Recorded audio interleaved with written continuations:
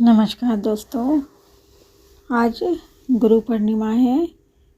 तो हम आज बात करते हैं गुरु पूर्णिमा के महत्व पर। गुरु पूर्णिमा का पर्व आषाढ़ शुक्ल पक्ष की पूर्णिमा को श्रद्धाभाव व उत्साहपूर्वक मनाया जाता है। यह पर्व जीवन में गुरु की महत्ता को समर्पित है। सिख धर्म में भी गुरु को भगवान माना जाता है। इस कारण गुरु पूर्णिमा सिख धर्म का भी अहम त्यौहार बन चुका है। आषाढ़ शुक्ल पक्ष की पूर्णिमा को गुरु पूर्णिमा के रूप में पूरे देश में उत्साह के साथ मनाया जाता है।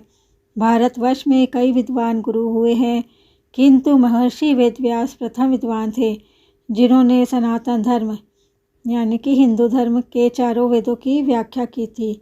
सिख धर्म केवल ईश्वर और उसके 10 गुरुओं की वाणी को ही जीवन का वास्तविक सत्य मानता है। सिख धर्म की एक प्रचलित कहावत है, गुरु गोविंद दो खड़े काके लागो पाए, बलिहारी गुरु आपने गोविंद दियो बताए। कहा जाता है कि आषाढ़ पूर्णिमा को आदि गुरु वेद व्यास का जन्म हुआ था। उनके सम्मान में ही आषाढ़ मास की पूर्णिमा को गुरु पूर्णिमा के रूप में मनाया जाता है। मगर गूढ़ अर्थों को देखना चाहिए, क्योंकि आषाढ़ मास में आने वाले पूर्णिमा का तो पता ही भी नहीं चलता है। यदि आकाश में बादल गिरे हैं तो हो सकता है कि चंद्रमा के दर्शन तक न हो पाए। बिना चंद्रमा के एक ऐसी पूर्णिमा कभी कल्पना की जा सकती है? नहीं। चंद्रमा की चंचल किरणों के बिना तो पूर्णिमा का अर्थ भी भला क्या रहेगा। अगर किसी पूर्णिमा का जिक्र होता है तो वह शरद पूर्णिमा का होता है। तो फिर शरद पूर्णिमा को क्यों न श्रेष्ठ माना जाए, क्योंकि उस दिन चंद्रमा की पूर्णतः जो चंद्रमा रहता पूरा मन मोह लेता है। मगर महत्व तो आषाढ़ पूर्णिमा का ही अधिक है, क्योंकि इसका विशेष महत्व है। अब बात करते हैं आषाढ़ की पूर्णिमा ही क्यों है गुरु पूर्णिमा। इसका कारण है, आषाढ़ की पूर्णिमा को चुनने के पीछे गहरा अर्थ है। वह अर्थ यह है कि गुरु तो पूर्णिमा के चंद्रमा की तरह है, जो पूर्ण प्रकाशमान है, और शिष्य आषाढ़ के बादलों की तरह।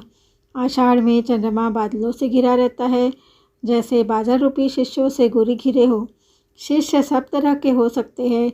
जन्मों के अंधेरे को लेकर छाए हैं, वे अंधेरे बादल की तरह हैं। उसमें भी गुरु चांद की तरह चमक सके, उस अंधेरे से घिरे वातावरण में भी प्रकाश जगा सके, तो ही गुरु का पद की श्रेष्ठता है। इसलिए आषाढ़ की पूर्णिमा का महत्व है। इसमें गुरु की तरफ भी इशारा है और शिष्य की तरफ भी।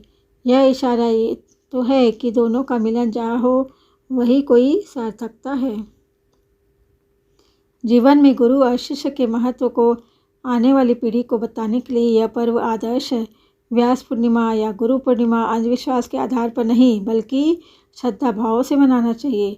गुरु का आशीर्वाद सबके लिए कल्याणकारी व ज्ञानवर्धक होता है। इसलिए इस दिन गुरु पूजन के उपरांत गुरु का आशीर्वाद प्राप्त करना चाहिए। जो गुरु के रास्ते पर चलता है वह जीवन में सदैव आगे बढ़ता है। गुरु में शिष्य के प्रति समर्पण का भाव होना चाहिए, वही शिष्य के प्रति प्रेम, स्नेह और वात्सल्य होना चाहिए। प्रथम प्रयास होता है, यही प्रयास इतिहास होता है। भारत विश्व का अनादिकाल से गुरु रहा है, जो संपूर्ण विश्व को आज भी संस्कार की शिक्षा दे रहा है। मनुष्य के 3 गुरु हैं, माँ, महात्मा और परमात्मा। कहीं पर 5 गुरुओं की बात की जाती है। 5 गुरु में प्रथम गुरु है जन्म देने वाला, दूसरा गुरु शिक्षा देने वाला, तीसरा गुरु संस्कार देने वाला, चौथा गुरु दीक्षा देने वाला और 5वां गुरु समाधि मरण के समय का होता है। जन्म देने वाले और शिक्षा देने वाले गुरु तो सभी को मिल जाते हैं, लेकिन 3 गुरु विशेष पुण्य के उदय से ही मिल पाते हैं। गुरु के चरण कमल पकड़ने के बाद मन में गुरूर नहीं होना चाहिए। मोबाइल फ़ोन की स्पीड बढ़ाने के लिए हम बीच बीच में उसे रिफ्रेश कर लेते हैं। उसी तरह जीवन को गुरु के आशीर्वाद से रिफ्रेश कर लेना चाहिए।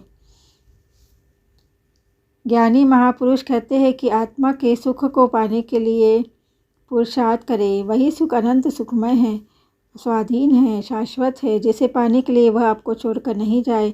जो एक बार मिल जाए और हमेशा आपके साथ रहे, वो आध्यात्मिक सुख है। जो कभी भी चला जाए वह भौतिक सुख है। भगवान महावीर ने आत्मा के सच्चे सुख को पाने के लिए भौतिक सुखों का त्याग किया।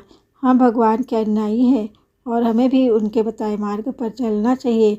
आज शाश्वत सुख संपत्ति के लिए सभी दौड़ रहे, यह केवल अज्ञानता को दर्शाता है। गुरु पूर्णिमा की कथा की बात करते हैं। यह पर्व महर्षि वेदव्यास को समर्पित है। कहते हैं कि वही दिन है जिस दिन हिंदुओं के पहले गुरु वेदव्यास जी का जन्म हुआ था। महर्षि वेदव्यास भगवान विष्णु के अंश के रूप में धरती पर आए थे। इनके पिता का नाम ऋषि पराशर था और माता का नाम सत्यवती था। वेदव्यास जी को बचपन से ही अध्यात्म में काफ़ी रुचि थी।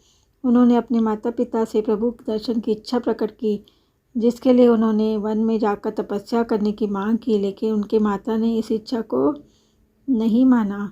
महर्षि वेदव्यास ने अपनी माता से इसके लिए हठ किया और अपनी बात को मनवा लिया, लेकिन उनकी माता ने आज्ञा देते हुए कहा कि जब भी घर का ध्यान आए तो वापस लौट आना। इसके बाद जो है वेदव्यास जी तपस्या हेतु वन में चले गए और उन्होंने कठोर तपस्या की। इस तपस्या के पुण्य से उन्हें संस्कृत भाषा में प्रवीणता हासिल हुई। उसके बाद वेदव्यास जी ने चारों वेदों का विस्तार किया, साथ ही महाभारत, 18 महापुराण और ब्रह्मास्त्र की रचना की। इसी के साथ उन्हें अमरता का वरदान प्राप्त हुआ। ऐसी मान्यता है कि किसी न किसी रूप में महर्षि वेदव्यास आज भी हमारे बीच में उपस्थित है।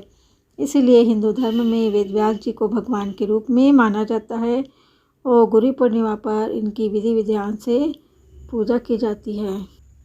गुरु क्या करते हैं? तुम्हारे ज्ञान पर जो आवरण पड़ा है, जिसमें ज्ञान ढका है, उस आवरण को हटाने का रास्ता दिखाते हैं। अर्जुन ने श्री कृष्ण से यह नहीं कहा कि आप मेरे गुरु बनो, बल्कि यह कहा कि मैं आपका शिष्य हूँ। इसके बाद कृष्ण ने उनके ज्ञान पर पड़े आवरण को हटा तत्व ज्ञान प्रकट किया। संशय सदैव मन में, भ्रम चित्त में और जड़ता सदैव अहंकार में होती है।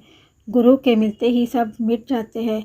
गुरु हमारे मार्गदर्शक है ताकि संसार के कंटक मार्ग पर हम बगैर विचलित हुए चल सके। गुरु अपने एक एक शब्द से शिष्य में अवतरित होता है।